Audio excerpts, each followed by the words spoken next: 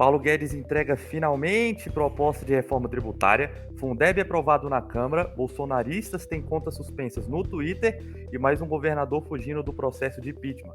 Aqui quem fala é o Atanã, bem-vindo ao seu Papo Democrático, seu compilado semanal do cotidiano político. Aqui é o Carlos e finalmente as 2 semanas do governo acabaram, mas agora começam os 45 dias. Muito bom dia, boa tarde, boa noite. Infelizmente nosso carnaval foi adiado, aqui quem fala é o Pitanga. Fala pessoal, aqui quem fala é o Vinícius e enquanto os bolsonaristas foram cancelados no Twitter, nós estamos chegando no nosso primeiro episódio. Então, gente, o governo finalmente mandou a sua proposta de reforma tributária para o Congresso. E aí, antes que a gente fale sobre pontos específicos dela, a gente fale como é que ela pode caminhar daqui para frente, o que pode acontecer, a gente tem que comentar primeiro o que é a reforma tributária, porque senão ela fica sendo essa entidade, sabe? Meio que existe, mas a gente não sabe o que é algo muito abstrato. Eu acho que o primeiro ponto para entender a reforma tributária é pensar que ela pode acontecer de jeitos diferentes, ela pode ter focos diferentes, mas dá para dizer que o foco dessa é a simplificação. Todos os textos que foram apresentados até aqui, eles têm a percepção, em algum nível, de que o sistema tributário atual é muito complexo, é engessado e precisa ser simplificado, até para que haja uma transparência melhor, para que a gente saiba o que a gente paga de imposto, para onde isso vai, como isso é implementado, sabe? Isso é importante do ponto de vista do contribuinte, porque você precisa saber para onde seu dinheiro está indo. Do ponto de vista de empresa, é importante saber quanto você está pagando de imposto, ou quanto que tem de imposto naquela sua atividade, porque isso vai impactar o custo final para o seu cliente. Toda a sua cadeia, todo o seu modelo de negócios tem que considerar isso. Quando você não consegue considerar isso, você tem distorções no mercado e o próprio sistema tributário vira um problema de competitividade. E aí as propostas tentam chegar nessa simplificação, diminuindo o número de tributos. A reforma do governo, ela cria o que a gente chama de CBS, que é uma contribuição por bens e serviços. E aí essa contribuição, ela extingue PIS e COFINS. São 2 tributos de nível federal. Em comparação, os textos que já tramitam hoje na Câmara e no Senado, o da Câmara extingue 5 e o do Senado extingue 9. Então, a proposta do governo, ela é focada numa simplificação federal. E aí, para entender o contexto de onde vem a reforma tributária, a gente vai ter que voltar um pouco. A reforma tributária tem sido debatida há muito tempo, a gente comentou sobre ela no piloto da semana passada. Agora, com o país saindo da crise, ela tem sido defendida por atores específicos, principalmente o Maia, e aí agora o governo entra também nesse debate, e também os governadores. A gente não pode esquecer que os governadores dos estados têm interesse na reforma tributária como uma possível saída para a crise brasileira. Por que ela seria uma possível saída para a crise brasileira? Porque com um sistema simplificado, espera-se que a economia cresça mais, que haja mais competitividade e que a economia deslanche nos próximos anos. O governo enviou nessa semana aquilo que ele chamou de primeira etapa, que é transformando só PIS e COFINS numa contribuição, e prevê novas etapas ao longo dos próximos 30 dias. E aí, por que eu comentei no começo que a gente sai das 2 semanas do governo e tem agora 45 dias? A gente sai das 2 semanas, né, de um período em que o governo se isentou do debate, que ele usou os argumentos para ficar fora do debate, que causou inclusive um choque entre os atores durante esse período. E agora ele manda o projeto e ele manda também um pedido para que isso seja apreciado o mais rápido possível, né? A urgência constitucional faz com que um projeto passe a trancar a pauta da casa em 45 dias. O que quer dizer que ele atrapalha as votações. Isso é um incentivo para que os parlamentares votem rápido a matéria.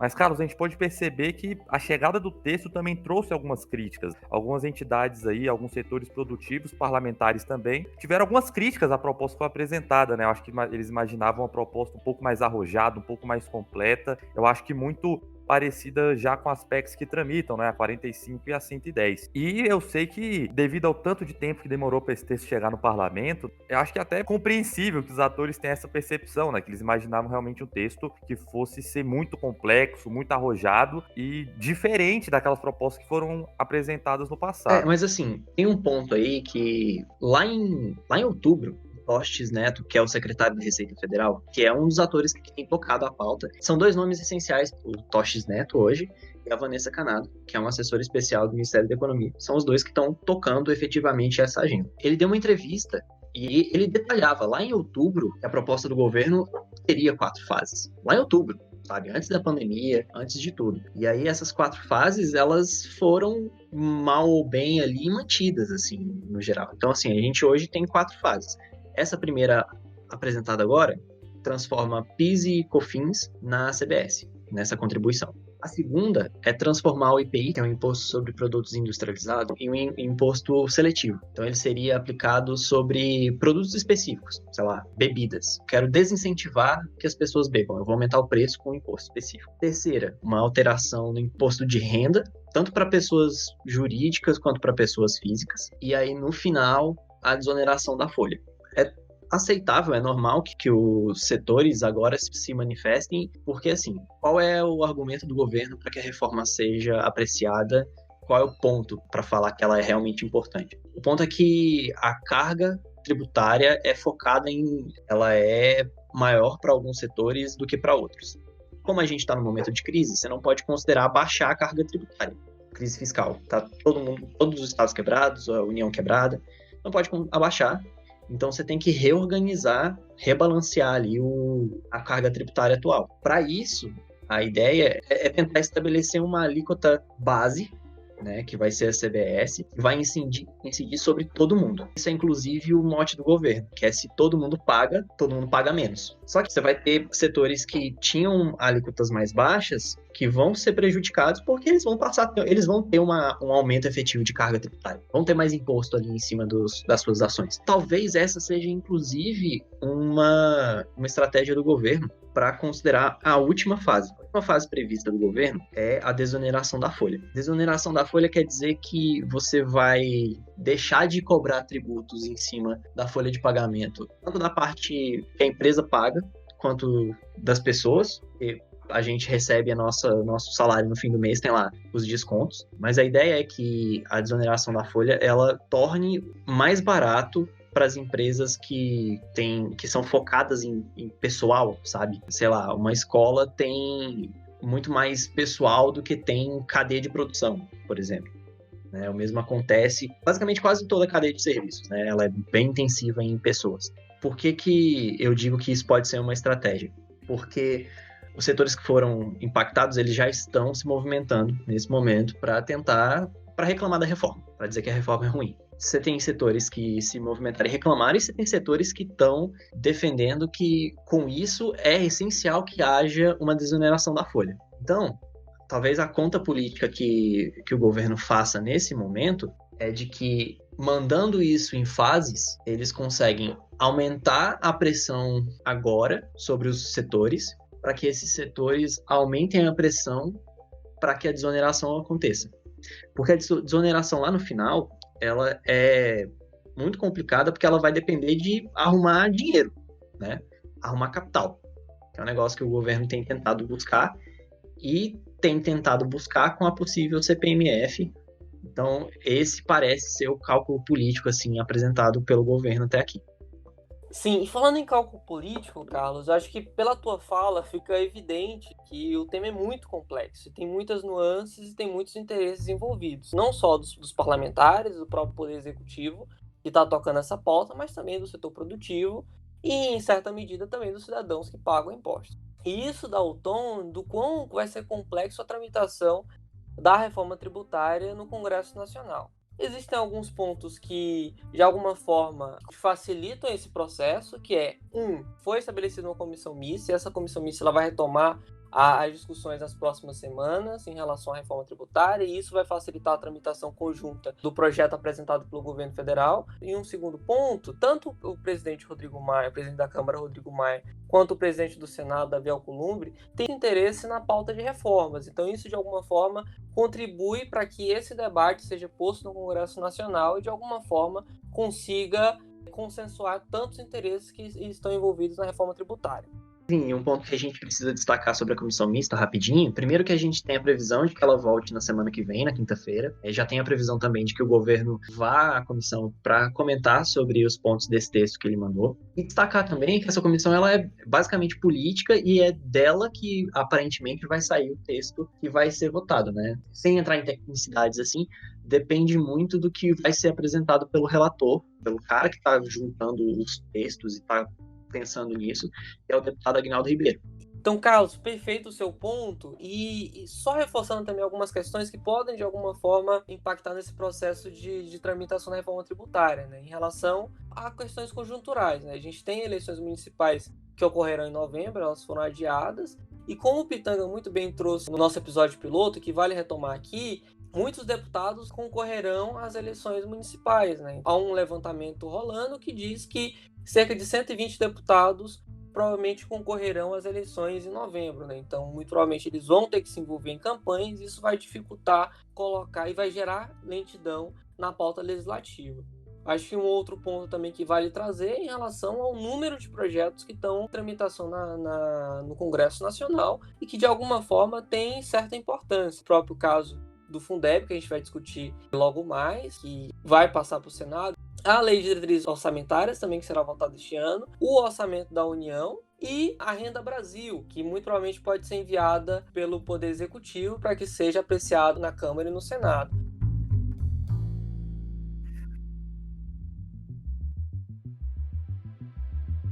Pois é, a única coisa que eu tenho certeza da tributária é que ela não vai ser aprovada no texto que chegou, né, que foi encaminhado pelo Paulo Guedes. Mas essa semana também teve um outro acontecimento muito importante, dessa vez para a educação. A Câmara aprovou as alterações aí para o Fundeb, né, o Fundo Nacional de Educação Básica. Então vai ter um aumento gradativo até 2026 dos recursos que a União repassa para os municípios. Hoje são 10% do PIB e vão ser agora elevado para 23% até 2026. Como é um aumento gradativo, no ano que vem, 2021, já vai ser um aumento de 10% para 12%. O objetivo do texto foi muito focado em combater alguns tipos de desigualdade regional, né, onde existem alguns municípios que recebem um recurso bem maior do que outros que têm quase nada de recurso. E outro ponto muito importante é que o Fundeb não entra no teto de gastos. Então, é um gasto que o governo tem capacidade para fazer que fica fora de um instrumento que é tão importante em termos de accountability, né, que é o teto de gastos. A gente pode pontuar que foi uma vitória esmagadora aí da relatora, a professora Dorinha, que fez um texto que já tinha um consenso muito grande ali dentro do parlamento e acabou demonstrando que o governo, que tinha apresentado uma proposta bem mais enxuta, apresentando um reajuste apenas de 15%, sobretudo com o ministro da Educação, Milton Ribeiro, o governo não foi muito bem sucedido em emplacar essas alterações no texto. Apenas 7 parlamentares votaram contra a aprovação do Fundo Nacional de Educação Básica e eu acho que foi uma sinalização um tanto quanto interessante, né? Algo que a gente precisa destacar no Fundeb é que o governo, assim como na tributária, chegou muito atrasado no debate. Muito. Não, exatamente, muito. Carlos. O texto da professora Dorinha já estava sendo construído quando o Weintraub era ministro da Educação, né? Então, essa parte do Fundeb, inclusive, foi um dos pontos aí de tensão entre o governo e o parlamento, né, sobretudo com os parlamentares aí mais vinculados com o setor educacional, e o governo optou por entregar um texto na semana passada, quando nós estávamos gravando o nosso piloto, né, e a gente percebeu que os parlamentares estavam se mobilizando para votar a proposta. Olha, Tana, a aprovação do Fundeb gerou consequências, porém não em termos de impacto na sociedade, mas de configurações de governo. É interessante a gente perceber que, nesse caso, os 7 votos contrários à aprovação do Fundeb na Câmara dos Deputados, ela tem uma perspectiva muito mais de um Bolsonaro no passado do que um Bolsonaro no futuro. Muitos questionaram, inclusive, a forma como o governo comunicou essa aprovação em comparação a uma vitória. E aí a gente vale lembrar, houve troca na vice-liderança do governo, houve polêmica em relação à relação governo e legislativo e quão o Centrão está disposto a transformar a relação desse governo em algo positivo para o próprio Jair Bolsonaro. A polêmica na semana do governo certamente não para unicamente na votação do Fundeb. A gente precisa entender que houve a destituição do cargo de vice-liderança do governo da deputada Bia Kicis, forte comunicadora, que utiliza bastante as redes sociais para promover o governo e para promover opiniões polêmicas, principalmente de bandeiras levantadas pelo presidente Jair Bolsonaro. Mas esse novo fator de redes sociais acaba de ganhar uma nova página na sua novela do inquérito de fake news.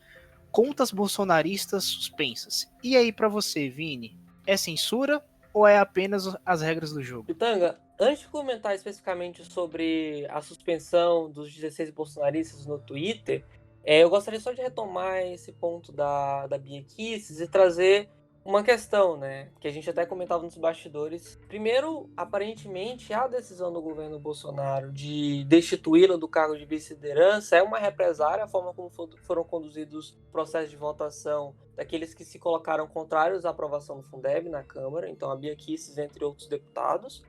E também ainda é incerto quais serão os desdobramentos dessa destituição. Se o governo irá conduzir ao cargo uma pessoa que é do Centrão, ou se ele vai trazer novamente alguém que seja mais alinhado à defesa das suas bandeiras. Em relação especificamente à suspensão dos 16 bolsonaristas, enquanto a gente grava, estão subindo várias hashtags repercutindo essa suspensão.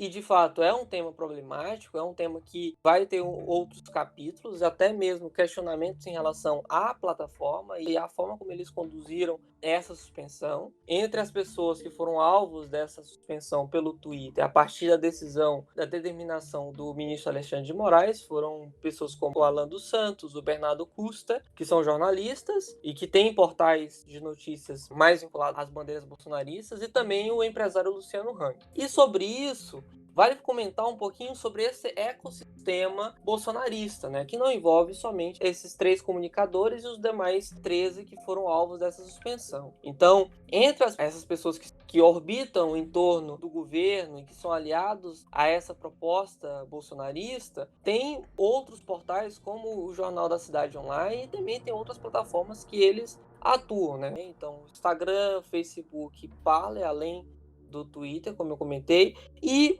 os 10 maiores sites bolsonaristas têm em torno de 34 milhões de visitas somente no mês de junho. Né? O Jornal da Cidade Online, por exemplo, que foi alvo daquele projeto Sleeping Giants, lidera esse site bolsonarista aproximadamente 12 milhões de visitas mensais. Então, apesar dessa suspensão, em termos políticos, ainda há muita densidade e que o inquérito das fake news ainda não consegue, de alguma forma, minar essa popularidade do governo nas redes sociais, tendo em vista que foi uma operação específica no Twitter. E aí a gente precisa refletir sobre o silêncio do governo perante a decisão do ministro do STF, né? A gente precisa entender quais são os próximos passos que o governo vai dar, em especial a fala dele, se vai ser um balão de ensaio naquele discurso direcionado a seus seguidores, ou só vai ser algo um pouco mais brando, de acordo com o que o comanda, entre aspas, o Centrão. Concordo muito com o que o Pitanga levantou e queria somar mais uma variável aqui, né? Que é a questão das reações das instituições, né? A gente vem falando aí, o noticiário também vem noticiando já há bastante tempo, até antes da pandemia, durante a pandemia, esse aumento da atenção. O Vinícius gosta muito de falar aí que estão esticando a corda, né? E parece que tem muita gente interessada em manter agora a corda esticada para quando ela voltar para o governo, ela vir fazendo aquele chicote, né? Então eu sinto que, embora o governo tenha assim sinalizado realmente esse ponto de silêncio, né, para ter essa retomada e esse maior diálogo com o poder judiciário, eu percebo também que tem atores interessados eu sinto que tem um certo revanchismo aí de algumas pessoas. E aí uma nota rápida aqui do editor, porque esse país não para e muitas coisas aconteceram do sábado de manhã, que é quando a gente grava o podcast, até o sábado de noite, que é quando a gente edita o podcast. Nesse tempo, saiu o teste de Covid negativo do Bolsonaro. Bolsonaro pegou sua moto, foi visitar a Bia Kicis e entrou com um pedido de representação no STF para que essa suspensão das contas não aconteça.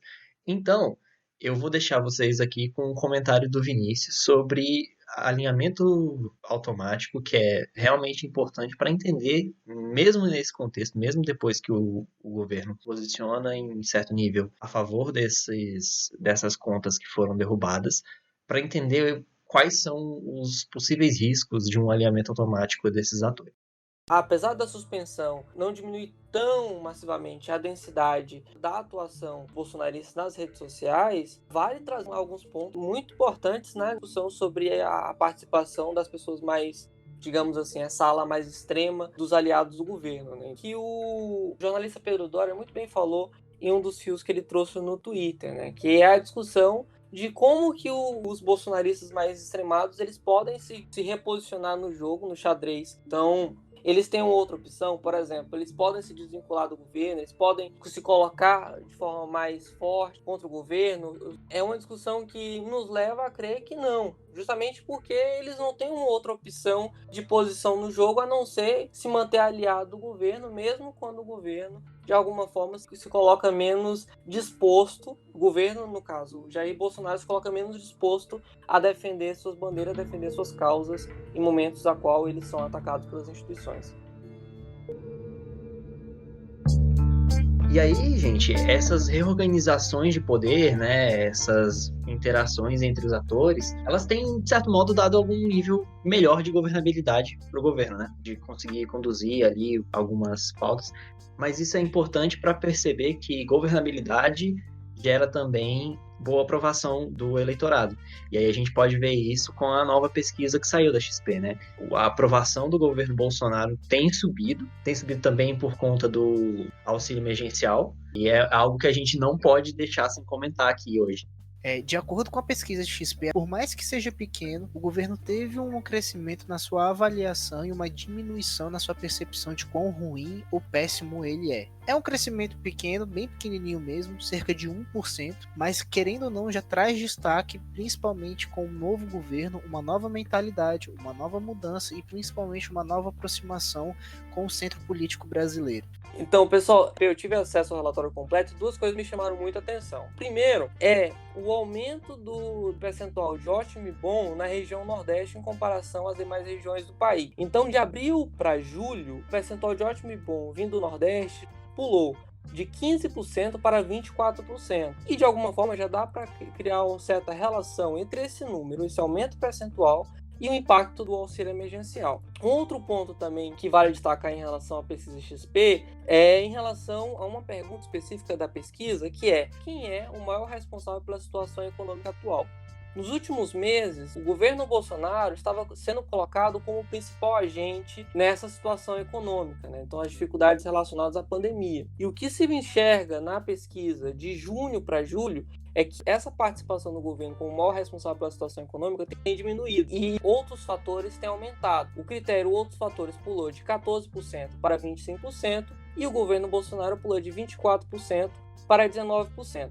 Como eles não criaram um indicador para incluir governadores ou prefeitos, é possível inferir também que, de alguma forma, esses outros fatores podem estar relacionados à participação dos governadores e prefeitos na situação econômica atual. E isso também pode gerar uma certa inferência em relação a essa disputa de narrativas e compartilhamento, passar a responsabilidade do que está acontecendo na pandemia do Bolsonaro para os governadores e prefeitos, né? Então, houve criado esse marcador de que ele não tem nenhuma responsabilidade sobre o isolamento e de que isso é responsabilidade dos governadores. Para mim, a pesquisa XP, ela demonstra algo que a gente consegue perceber pelo cotidiano, né? As pessoas já estão percebendo um nível de normalidade, né? Isso faz com que a retomada das atividades e que essa percepção de que o pior já passou, o auxílio emergencial tem sido entregue às pessoas, né? Então, existe toda essa conjuntura que aponta que o governo Bolsonaro pode sair menos fragilizado do que os analistas pensavam no primeiro momento da pandemia, né? Vamos esperar para ver de que forma o presidente vai transformar esses indicadores em ganho de capital político. E aí, o que a gente está querendo dizer aqui é que tem a percepção de que as coisas podem melhorar. A gente sabe que a gente ainda tem 85 mil mortos pela pandemia. A gente sabe que a gente já passou de 1,5 milhão de casos. Sim, a percepção é narrativa, né? Como o Vinícius muito bem falou.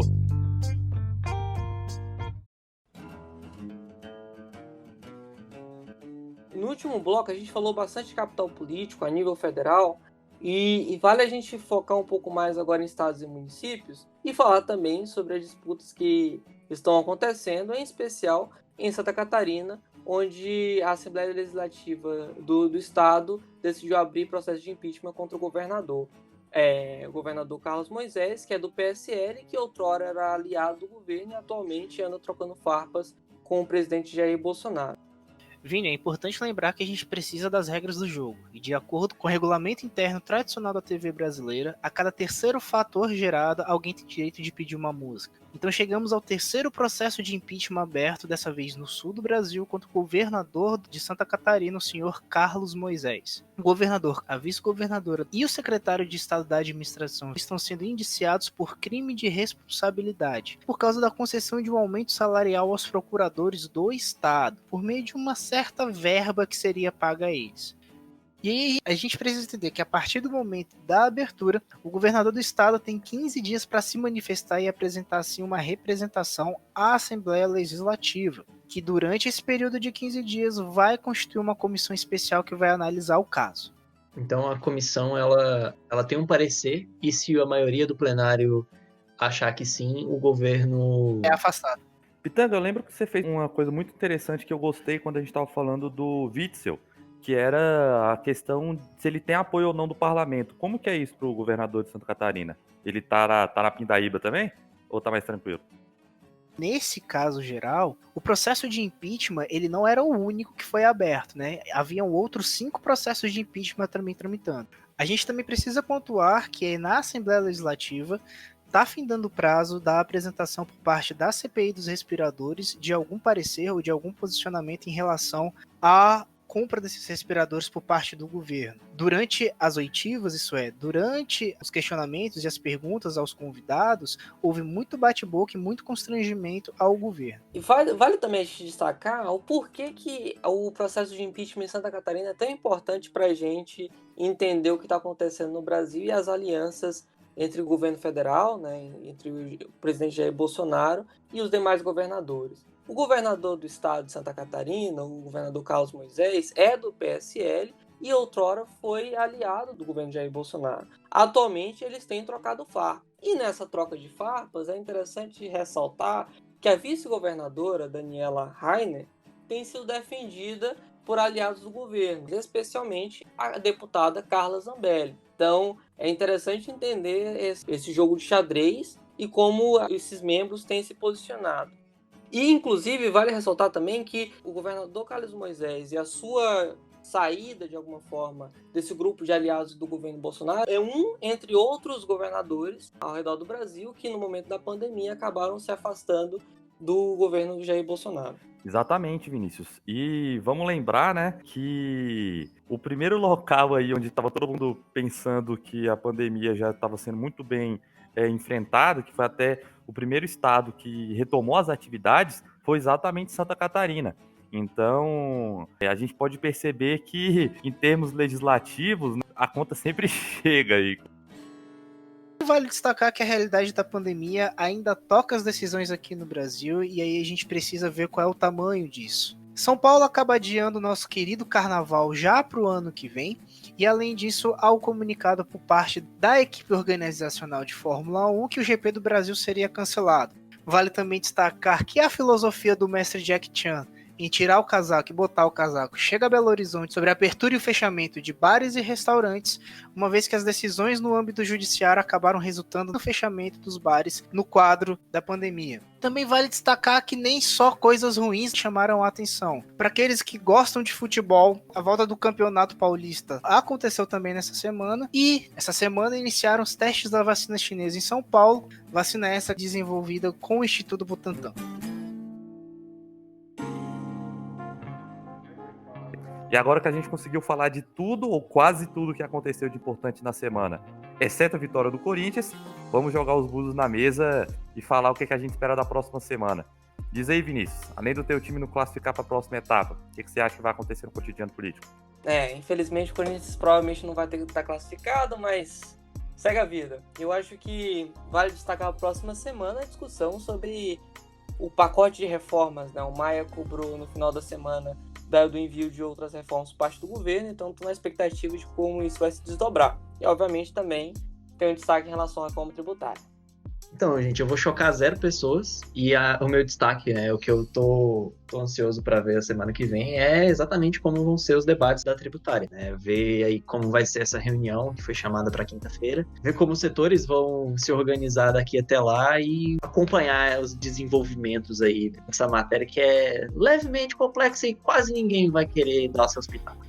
Além de pitacos políticos a nível federal e o Brasil ter direito de pedir sua música no Fantástico pelo 3º processo de impeachment aberto, eu espero que essa semana a teoria do tira casaco e volta casaco ainda atinja algum estado ou município desse país, além do fato de que Ceciliano terminou sua pescaria e quem sabe teremos novas páginas ou novas novelas no processo de impeachment do Wilson Witzel. Para essa semana, eu espero que eu sobreviva à pilha de relatórios que eu vou ter que fazer para explicar o que aconteceu nesse primeiro semestre e também estou com todo mundo para saber o que vai acontecer na tributária. Obrigado, galera. Siga a gente nas redes sociais, interajam lá com a gente para aumentar o engajamento da página e até a semana que vem.